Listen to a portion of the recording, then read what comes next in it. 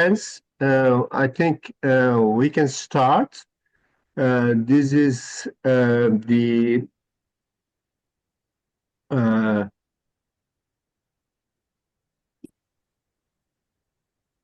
our regular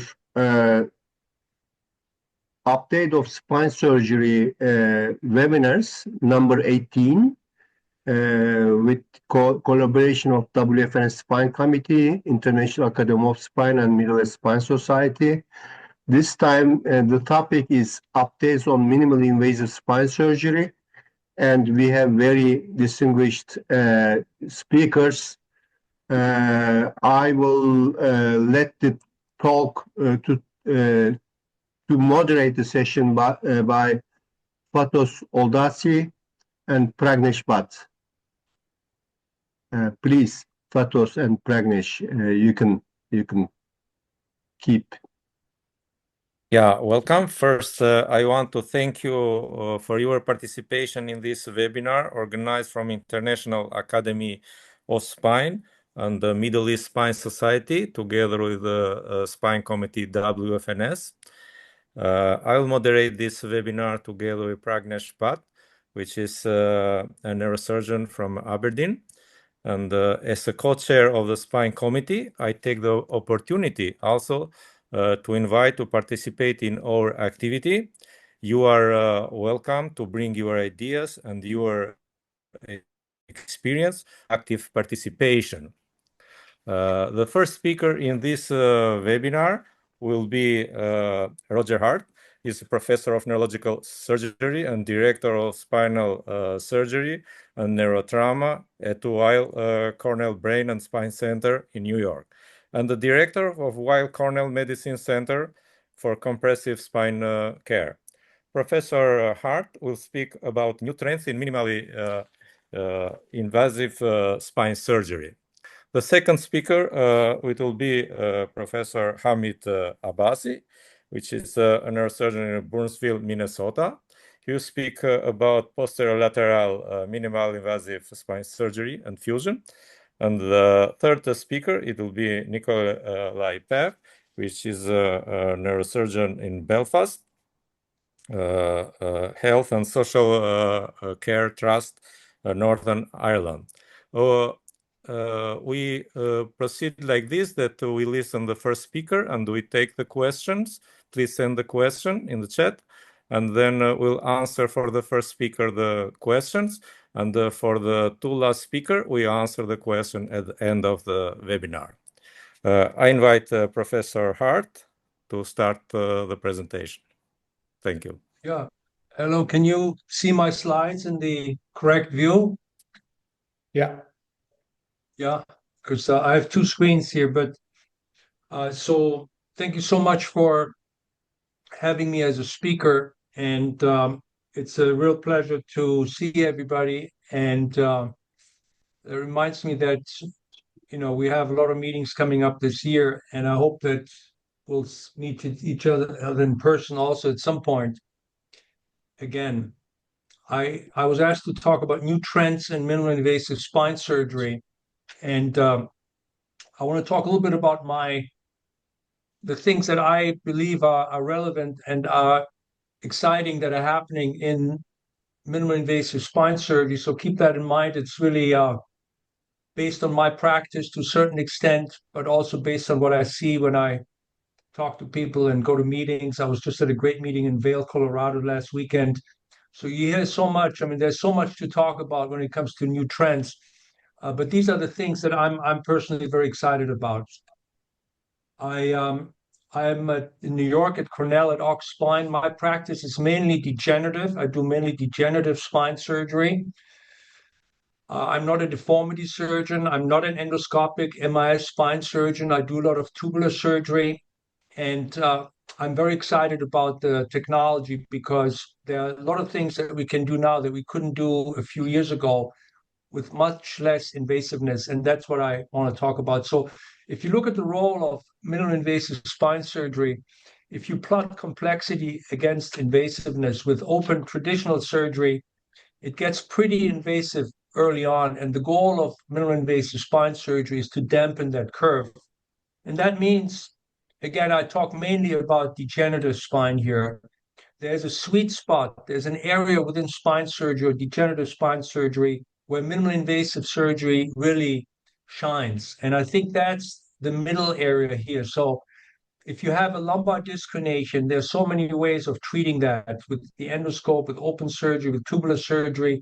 And we know that at the end, the results are all very similar. These patients overall do very, very well. A very complex case, there's no good minimally invasive surgical solution. So really, the benefit zone for MIS, in my opinion, are those cases where you have to do maybe a 2-level decompression, 2-3-level decompression, a 1-2-3-level decompression and fusion.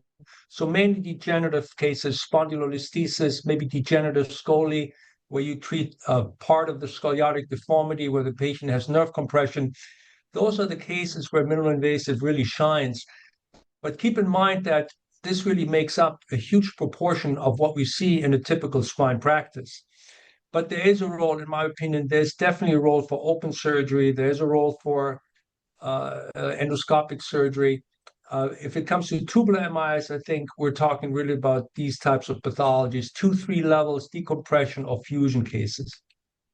Now, we've done a lot of work over the years with the AO and with others to try to come up with treatment algorithms, how to teach surgeons, younger surgeons, older surgeons, how to get good at MIS. And we came up with these 6 T's: the target, which is patient selection; tools and technology, which is kind of what I'm talking about today. That's the fun stuff, the cages, the navigation; then surgical techniques, teaching, training, testing, which is research; and then finally talent.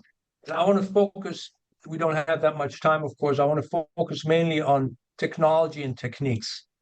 What are the technique principles? If you look at minimally invasive spine surgery, you'll see that there are a few things that are come up all the time that really define our ability to perform minimally invasive spine surgery. And that is the concept of direct decompression and then the concept of indirect decompression. If we talk about direct decompression, so where we go in, we look at the pathology, we decompress the dura. One thing that really defines MIS is our ability to do a unilateral approach, but then decompress both sides. And the other advantage of this is that you minimize iatrogenic instability that way. So instead of going from both sides, instead of removing everything, you do a very, very focal decompression, and that allows you to minimize the instability in these patients, which is great because then you have to do less fusion surgery, and that makes the surgery less invasive, and patients are happier. Indirect decompression involves a fusion. In that case, you have to put in a cage, and I'll talk about that a little bit. The whole idea of direct decompression and over-the-top decompression to minimize iatrogenic instability was really pioneered by Paul Young and John McCullough in North America. There were Uwe Spetzger and in Italy others who described this in the 90s as well. In Europe, Paul Young was recently here in New York, and we're actually working on a re-edition of this book, Essentials of Spinal Microsurgery, which is really a book about open spine surgery, but using microsurgery to achieve our goals. It's a great, one of my favorite books, and we've translated a lot of this now through with tubes. So we're using tubes, and that's based on the work of many other giants, Kevin Foley, Rick Fessler, and so forth. So now we're using tubular retractors for minimally invasive surgery. Again, I don't use the endoscope a lot, so I'm not going to talk about that. What about fusion surgeries? Now, our ability to perform fusion surgery has greatly increased over the years, and we're much less invasive now doing this. And there are all these types of lumbar interbody fusions, lift procedures that we can do, of course, in the spine. And I want to talk a little bit about my evolution because I do a lot of T-lift surgery. I'm kind of known for the work that we've done in T-lift surgery, but there's a reason for that. You know, I used to do a lot of anterior surgery. I did a lot of lateral surgery. We published about lateral surgery a lot. But over the years, as my practice kind of matured, I drifted more and more towards T-lift. And I want to talk a little bit about why that happened, because it has to do with technology and it has to do with innovation as well. So lateral surgery is a great operation. I really love, technically, I love the lateral surgery now in North America and Europe. There's a lot of prone lateral surgery being done. I love ALIF surgery. It's a great operation. But what I saw in my practice over the years was there was about a 10% indirect decompression failure rate in these patients. So if you had a patient where and I'm not talking about deformity surgery, I'm talking about degenerative pathologies. There were about 10% of patients, and we looked at the literature, this has been published by others as well. If you only rely on indirect decompression with cages, there's about a 10% failure rate. So 10% of those patients who have some kind of neurological problem or pain problem from nerve compression will not get adequate relief just with indirect decompression. So we published this a number of years ago, and others as well. So the question then was always, if you really want to make sure that these patients have a 100% happy outcome, you have to do a direct decompression sometimes as well. And what I found myself doing then, and this was published also 4 years ago, we did a lot of single stage surgery where we put the patient in a lateral position. We do a lateral approach. We did XLIF at the time, or lateral cages, percutaneous screws with navigation from the back at the same time. And then I found myself at the same time also adding tubular decompression in the lateral position because I wanted to make sure that we really decompress these patients adequately.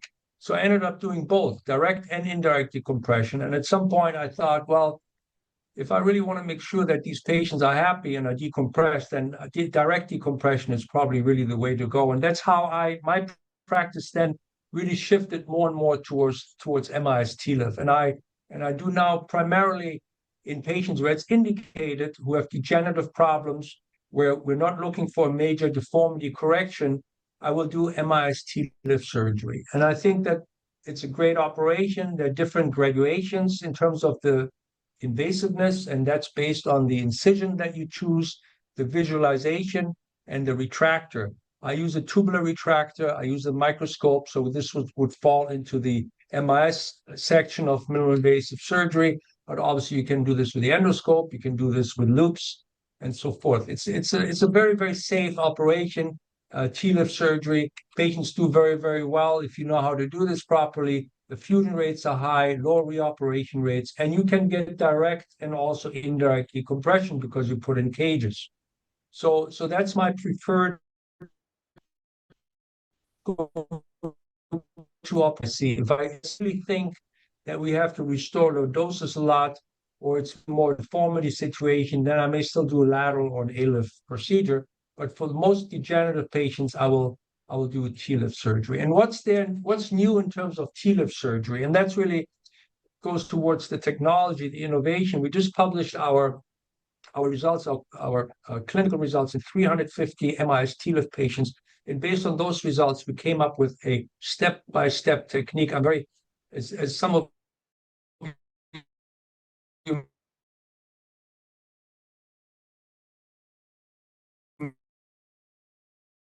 you know, I'm a little obsessed with step-by-step techniques. We've done that with the using that we do this operation from skin. I don't use fluoroscopy. Nobody has to wear lead. I get an intraoperative low-dose fluoro-CT scan in the beginning of the case, and I navigate off that scan and do everything with navigation. So that facilitates the workflow. We use single-step navigated pedicle screws. There are a lot of companies now that have these single-step pedicle screws. So if you use navigation, you don't need K-wires. You don't need to you navigate multiple instruments. In the ideal case, you just put in the navigated screw and that's it.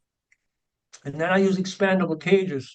And I do that because MIS TLIF, there is a concern with a lack of segmental lordosis, and with expandable cages, you can overcome that. And I'll show you our results.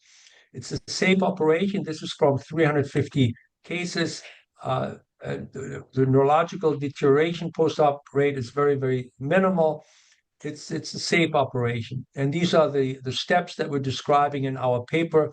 I'm not going to go through all of this, but this is very similar to what we've done with the AO. If you look at the surgery reference with the AO, it's a similar algorithm, but in this particular series of patients, like I said, we use navigation, expandable cages, and single-step navigated pedicle screws. We use straight navigated cages, expandable. I'll talk about that a little bit later.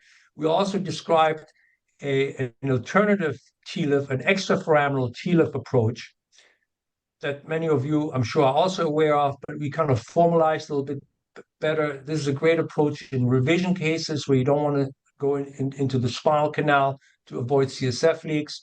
And we described that ELIF procedure, which is a modification of the transforaminal lumbar interbody fusion. We described that in the paper as well. Now, talk a little bit about the other technology, the innovation that comes to fruition here, especially expandable cages is going to be next. Like I said, we use expandable cages, and again, we published our results for MIS TLIF surgery.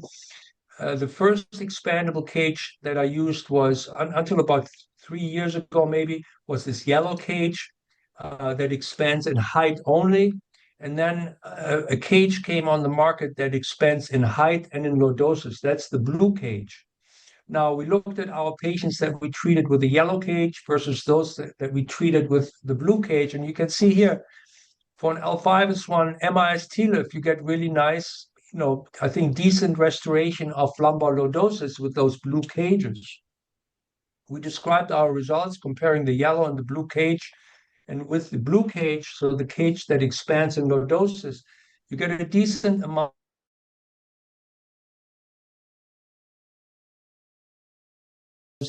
That's much more than you would get with a static cage or with a cage that just expands in height. So I think the reputation, the MIS TLIF reputation of being an operation where you cannot really restore any lordosis is probably not true. I think if you have new technology, you got to be very careful with your end plate preparation. You got to be very conservative with your expansion because there's a risk of subsidence. But I think if you do some of the more modern technology available, you can overcome some of the limitations of traditional MIS TLIF surgery. I'm also excited about the recent findings on adjacent segment disease because, again, MIS TLIF surgery has a little bit of a reputation of being an operation that results maybe in higher rates of adjacent segment disease because surgeons will say, well, you don't restore lordosis, you induce adjacent segment disease. So we looked at that systematically, and we just published this. We actually submitted this for consideration in a journal, this paper. So we did a meta-analysis looking at reoperation rates after different types of lumbar fusion procedures. And we looked at 34 studies and 8,000 patients. And what we found is, and these are only the results of patients that were followed for more than 5 years. If you look at the reoperation rates for adjacent segment disease, you actually see that the lowest rate was with MIS TLIF surgery. That was 358 patients with an average follow-up of almost 7 years. The highest rate was with open TLIF surgery, which is interesting, and PLIF surgery, which is typically open surgery. So with open surgery, you get a higher rate of adjacent segment disease reoperations, the lowest rate with MIS TLIF, which is very interesting because MIS TLIF surgery is being done very, very frequently, and I think there's a high safety profile. So again, that's why I like this operation so much. And that was the evolution, how I kind of came to those results and those, that shift in my practice from lateral surgery really more to MIS TLIF surgery. Finally, I want to talk to you a little bit about MIS surgery and what that really means. And we've done some work recently with the Knowledge Forum, the AO Knowledge Forum, trying to come up with a classification for minimally invasive surgery. So this took several years, and we're just submitting it now for publication also. But we did a literature review, we did expert discussions.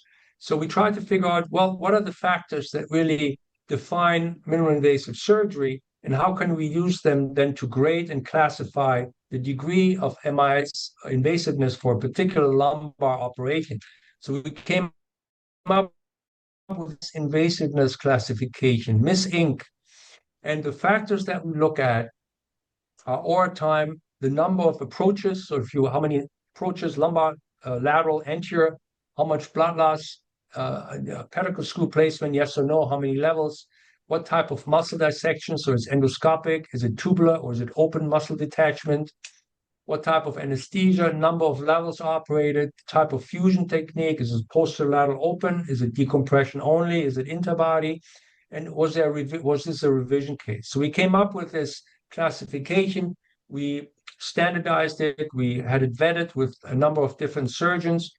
And this was again done with the AO and the MIS task force. I'm very grateful to all of them.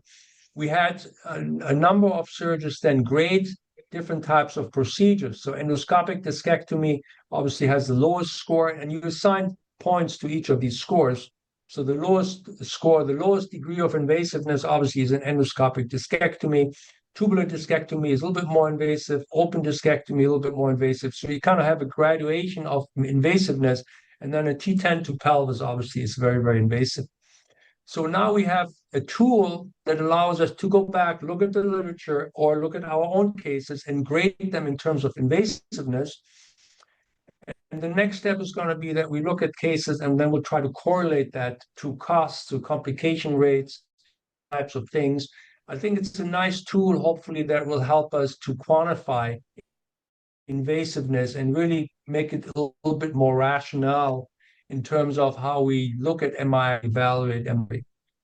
So I hope that this was helpful. I tried to talk about technology, techniques, things that I'm excited about. There's obviously a lot more out there that I could have talked about. I'm watching very carefully the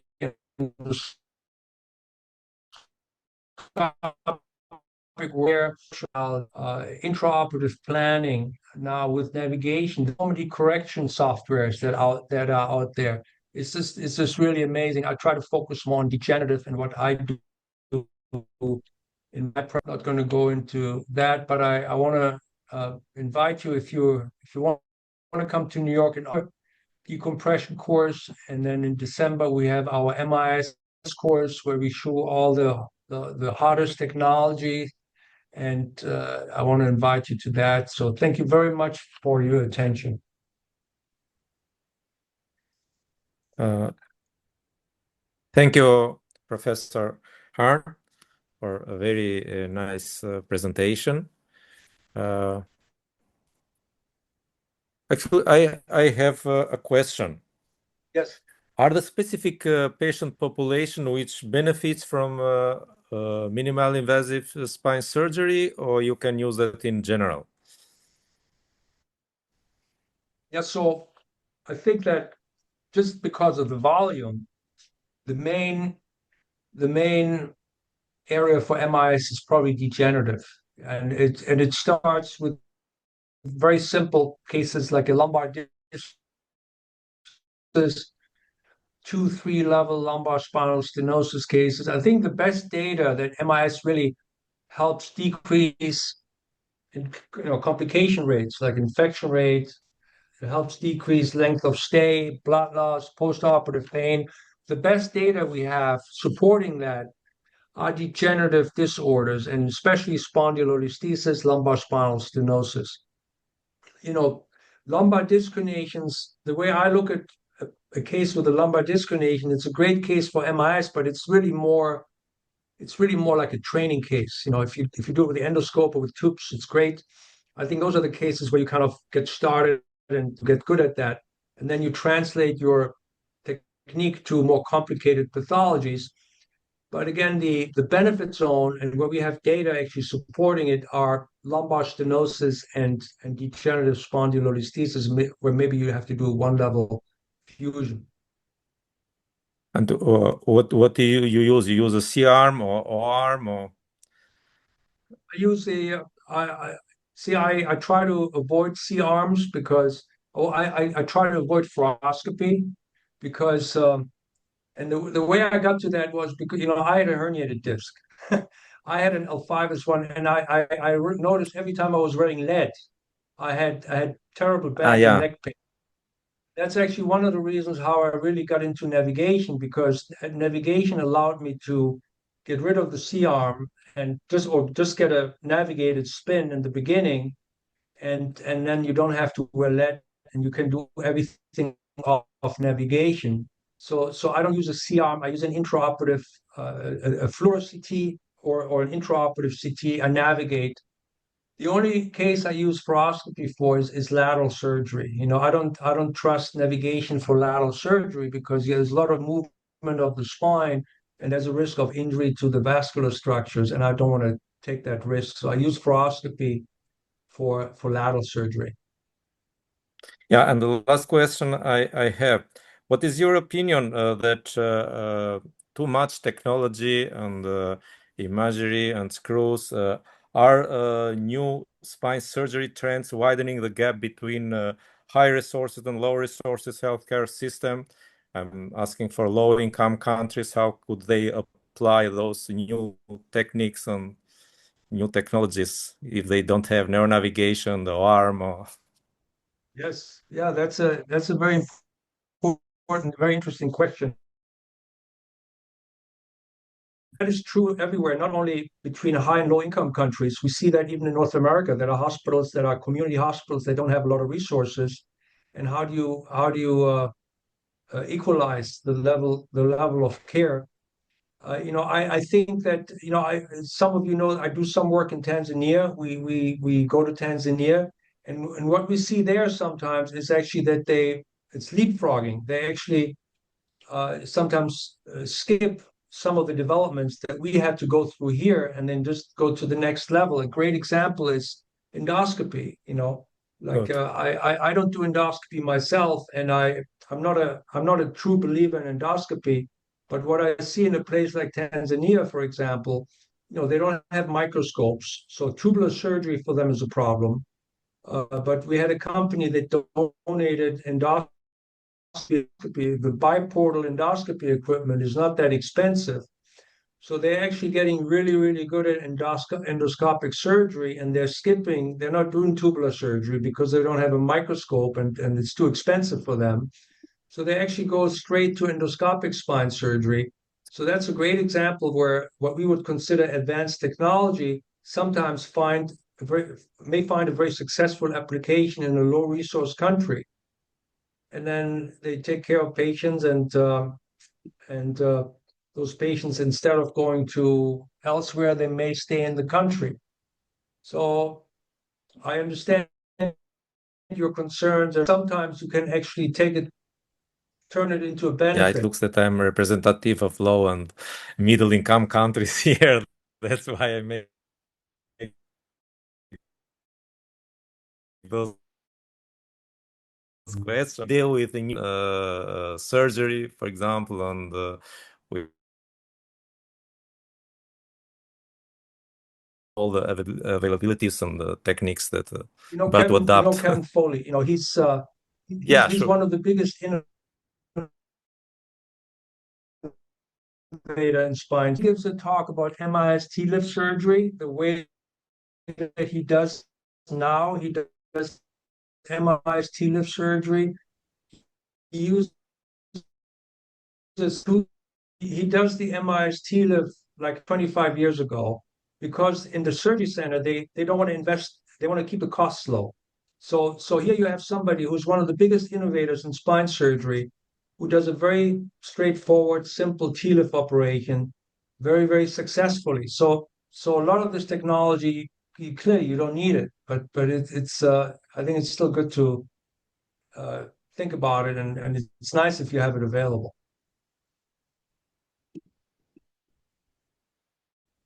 Yeah, thank you very much. Pragnesh, do you have a question or I think transmit any question? thank you very much. No, I think it was very, very illustrative and very nicely explained the role of MIS. I have taken a significant learning points.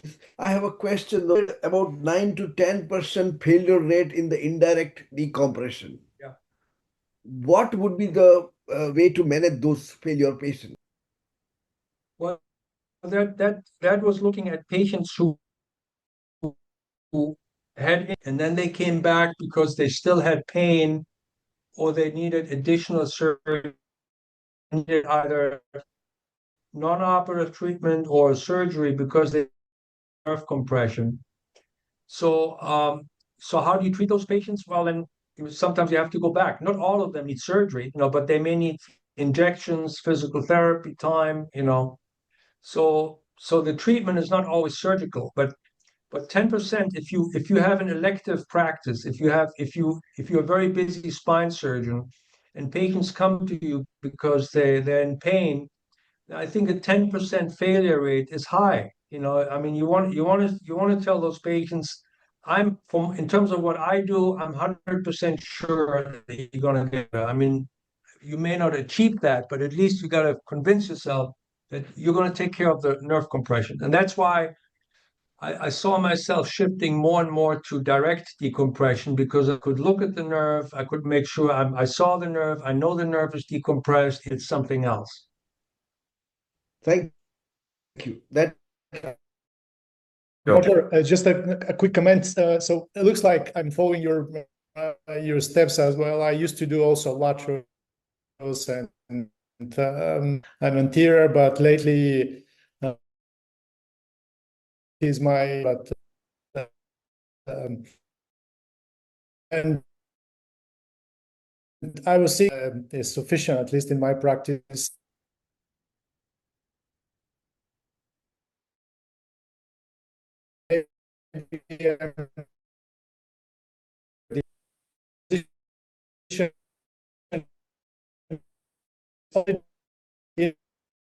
Decompression. I think then 10%. I'm still in the beginning. I've done about 100 cases of that relatively new technique. Hamid Abbasi will probably talk about that more. He has way many cases than me.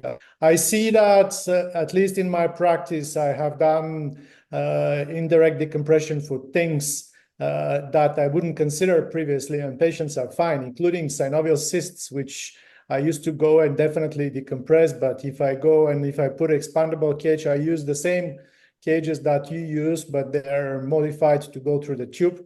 And I see that indirect decompression is often okay because you stretch the ligaments, you stretch the cyst, and the patient doesn't have a radicular pain anymore. And there is that technique is going further now. There is half cannulas that are available. So with the half cannula, you have a half cannula that protects the exiting nerve root, but you don't have the restriction of the full cannula, so you can put bigger cages. So I think that technique will probably develop further, and we're going to have more and more indirect decompression and less direct decompression. Interesting. Yeah, Thank thanks you for your comments. Interesting. Yeah. Thank you Thank for you. comment. We have other question? Okay. Thank you, Professor Hart, for a very nice presentation. Thank you. And we go to I'll the try to stick next. around.